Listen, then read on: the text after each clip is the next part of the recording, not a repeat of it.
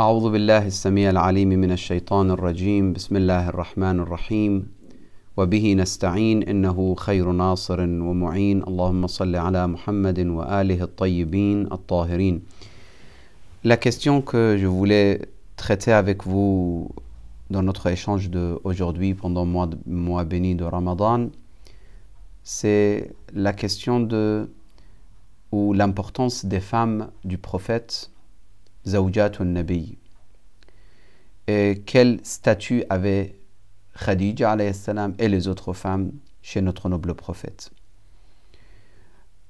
Bien sûr, je vais me focaliser dans notre échange sur le statut de Sayyida Khadija alayhi salam, car il y a 2 jours, c'était l'anniversaire de décès de Sayyida Khadija, salamullah alayha. Et puis, peut-être on parlera aussi un petit peu des enfants de notre noble prophète, rapidement, parce que l'autre fois, on a eu l'occasion de détailler un petit peu plus cette question.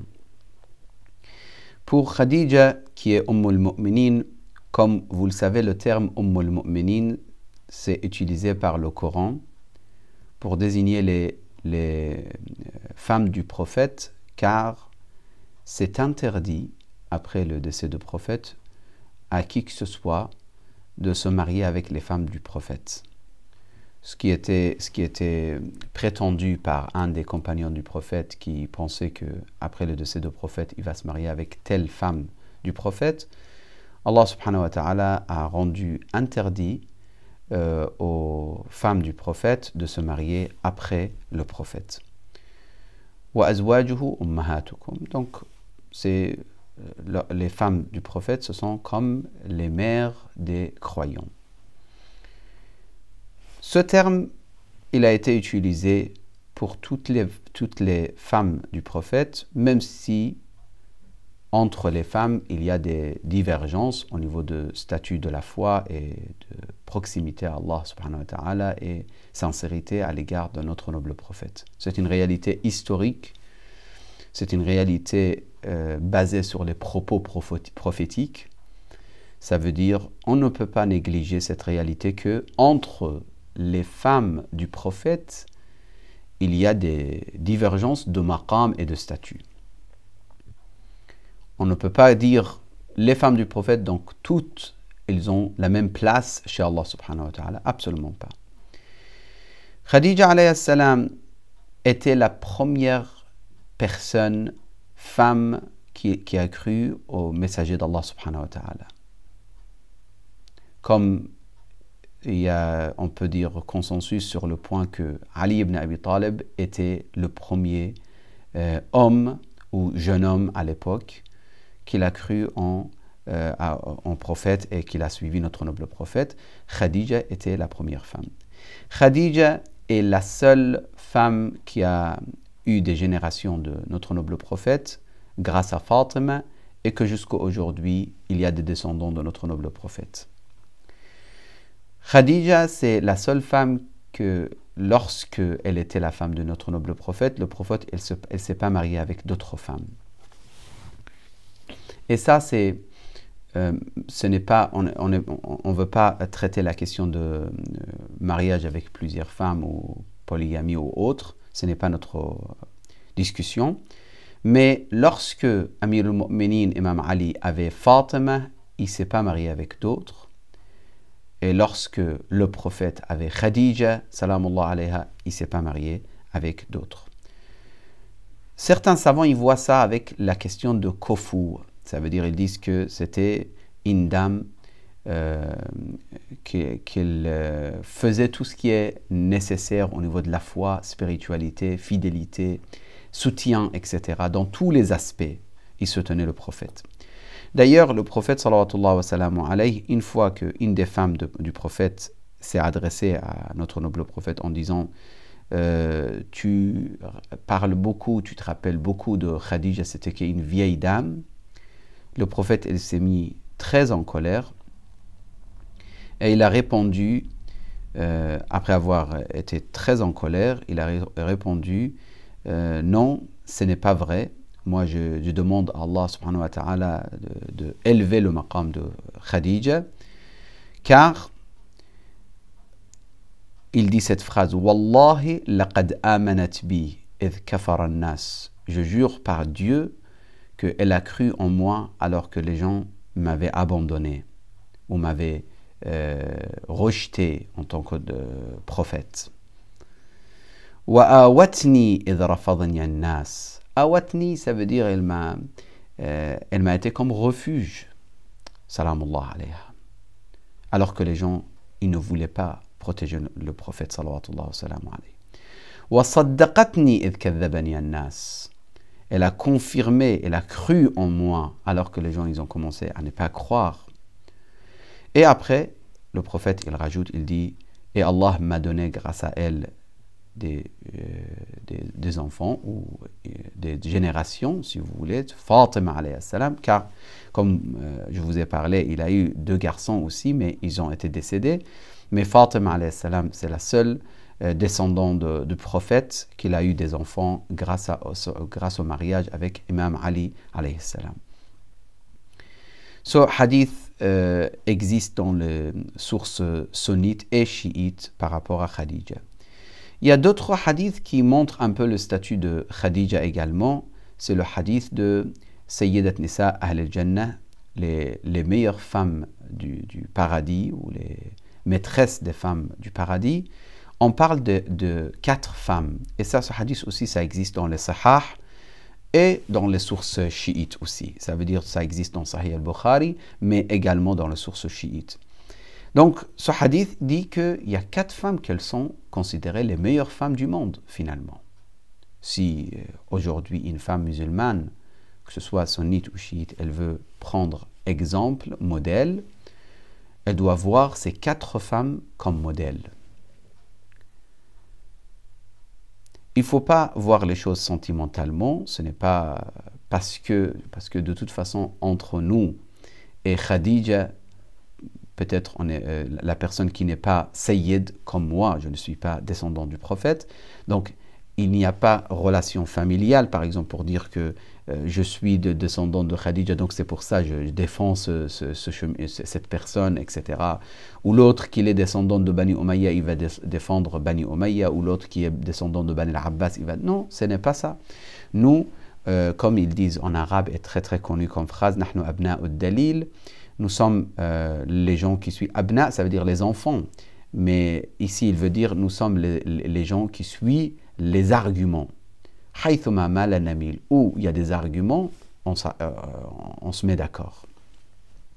Ou on suit les arguments. On n'est pas des gens qu'on va suivre les sentiments ou suivre les parents car les parents ils pensaient comme ça, donc on pense comme ça. Non, on pense car il y a des arguments derrière nos pensées. Donc, les 4 femmes qu'elles sont considérées comme les 4 meilleures femmes du monde et au paradis, ce sont Asiya bint Muzaham, Maryam bint Imran, Khadija bint Khuwaylid, Fatima bint Muhammad. C'est plusieurs narrations, plusieurs hadiths qui confirment absolument ce point. Donc Khadija alayhi salam, c'est vraiment, ce n'est pas qu'une femme du prophète, parce que vous savez, le prophète Lut, le prophète Nuh, ils avaient aussi des femmes qui ont été égarées complètement. كانتا تحت عبدين من عبادنا صالحين فخانتاهما ضرب الله مثلا امرأة نوح وامرأة لوط. Donc il y a des femmes du prophète ou des prophètes qui ont été égarées finalement. Attention, ici, il faut rajouter quelque chose. La position de Ahlul Bayt et des chiites, moi, personnellement, modestement, je vous le dis, ce n'est pas la position de certains qui se prétendent être chiites, qui se permettent d'insulter et de reprocher des actes complètement comme les actes adultères aux femmes du prophète. Nous, dans l'école de Ahlul Bayt, on n'accepte pas le fait de reprocher ou de dire qu'une femme du prophète, elle peut commettre l'adultère. Ça, on rejette totalement. Ce n'est pas parce que je le dis ici, on le dit même dans notre réunion tout à fait particulier ou personnel ou avec des gens très très proches. C'est une réalité qu'il faut le dire Donc certains qui se prétendent être chiites aujourd'hui, qui le disent avec d'autres langues que le français, que ce soit en arabe ou autre, et qu'ils veulent dire que telle femme du tel prophète a commis tel acte, ça veut dire l'adultère, on n'accepte pas. On n'accepte pas ça. Et on a des arguments sur ça. Par contre, une femme du prophète, elle peut désobéir à Allah? Oui, elle peut. Et le Coran le confirme.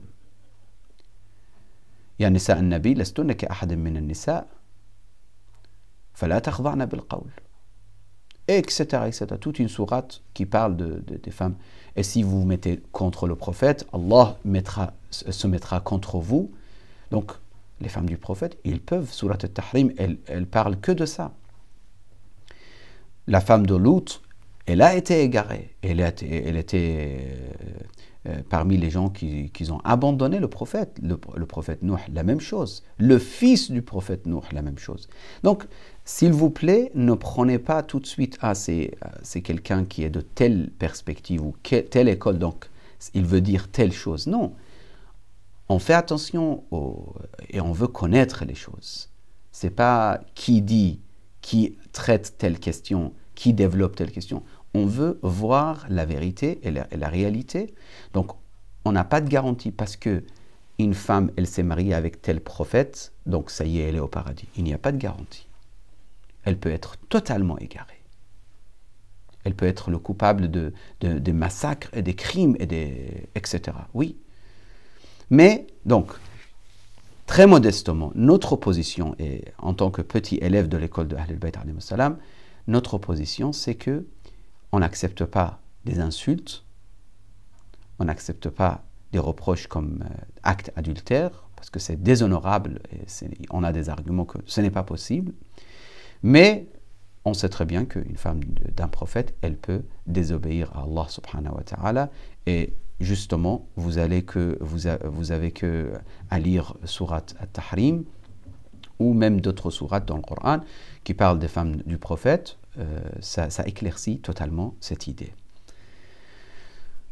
Par contre, Khadija, elle était une femme fidèle, mais sincère, d'une sincérité tellement haut niveau que Allah subhanahu wa ta'ala l'a considérée à travers le propos prophétique qu'elle est une des 4 meilleures femmes du monde. C'est vrai, Marie al-Qibtiyya, par exemple, aussi, elle a eu un enfant avec notre noble prophète qui s'appelait Ibrahim, qui est décédé également, mais Marie al-Qibtiyya, elle n'est pas parmi les 4 meilleures femmes du monde, et les autres femmes du prophète non plus. Est-ce que lorsqu'ils ne sont pas parmi les 4 meilleures femmes du monde, donc ils sont mauvaises? Non, on n'a pas dit ça, absolument pas.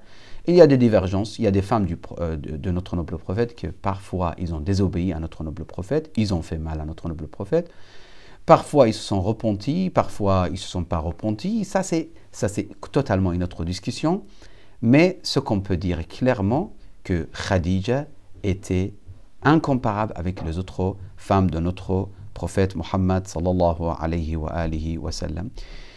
Khadija alayhi salam, elle a atteint un maqam, mais quand même, le moment qu'il voulait quitter ce bas monde, elle s'est adressée à notre noble prophète, Ya Rasulallah, j'ai peur de la tombe.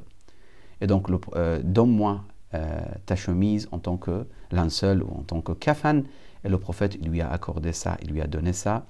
Et en plus, l'ange Gabriel, il a ramené un kafan spécial pour Khadija salamullah alayha. Khadija, vers la fin de sa vie, elle a demandé autres choses également. Surtout, elle a insisté sur sa fille Fatima en disant ô noble prophète, fais attention à ma fille, qu'elle va être orpheline très très bientôt, car je vais quitter ce bas monde. Qu'Allah subhanahu wa ta'ala nous donne tawfiq d'être parmi les vrais partisans de Rasulullah et de comprendre également maqam Khadija alayhi salam, le statut qu'elle a pu atteindre Khadija grâce à la fidélité, grâce au fait qu'elle a tout sacrifié pour Allah subhanahu wa ta'ala. Sa fortune, ça c'est dernière chose, mais elle a sacrifié sa vie, sa position sociale, mais également sa fortune pour Allah et pour Rasulullah salawatullah wa salamu alayhi wa sallallahu ala sayyidil anam Muhammadin al-Mustafa wa alihi al-tayyibin al-tahirin.